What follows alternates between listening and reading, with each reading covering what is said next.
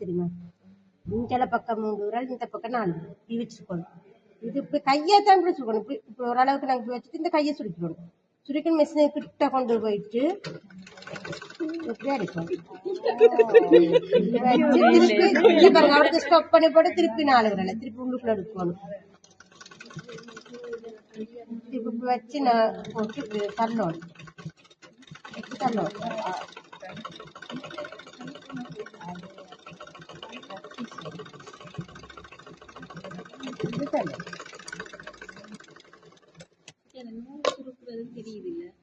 சரியா இப்படி தைக்கணும். இது ஒரு முறை.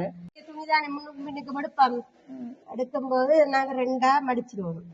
சரியா மடிச்சு இதுல ஒரு நடு சென்ட் பாயிண்ட்ல ஒரு அடையாளம் போடணும். அடையாளமா போட்டுட்டு எப்பவும் நாங்க இதுல இருந்து இப்படி மடிக்கும் போது 1.5 இன்ச்சு அல்லது 2 இன்ச்சு, அதாவது நாங்க இடுப்புல இருந்து பார்ப்போம்.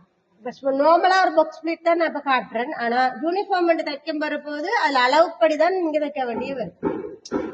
யூனிஃபார்ம்ல அளவு வச்சுதான் தைக்கணும். இப்ப இது இப்படித்தான் பாக்ஸ் ஸ்பிளிட் எடுக்கணும்ன்றதான் இப்ப காட்டிட்டாங்க. சரியா முதலாவது என்ன செய்யுங்க, இப்படி ஒரு ஃபிளிட்ஸ் அடிங்க. முதல் நார்மல் வந்து சரியா. அதே மாதிரி இந்த பக்கம் இப்படி வரும். ஆனா 2 பக்கம் ஒரே அளவா இருக்கணும். இந்த பக்கம் 1 இன்ச், இந்த பக்கம் 1 இன்ச்சா தான் இருக்கணும். அப்பதான் பின்னுக்கு 2 இன்ச்சு கணக்குல வரும். சரியா அதே மாதிரி இதுல இருந்து இவ்வளவுல பாருங்க, இந்த இது இருக்குது. இதுல திருப்பி இதை இப்படி ஜாயின் ஆக்கணும். அதே இதுல 1 இன்ச்சு, இந்த 1 இன்ச்சு வரும். இப்ப இது இந்த பக்கம் வந்துட்டா இதை திருப்பி இதுல 1 இன்ச்சு இப்படி வரும். இது வந்துட்டா இத கீழே 1 இன்ச்சு எடுக்கணும்.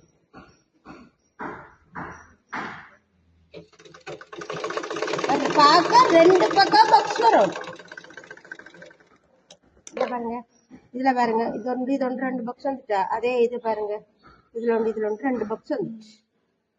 2 பாக்ஸ் ஒரே பார்க்க ஒரே மாதிரி இருக்கும். இங்கால பார்த்தாலும் பாக்ஸ் இருக்கணும், இந்த பக்கம் பார்த்தாலும் பாக்ஸ் இருக்கணும்.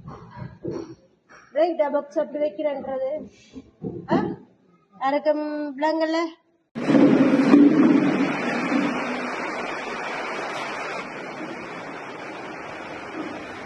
ரெண்டாவது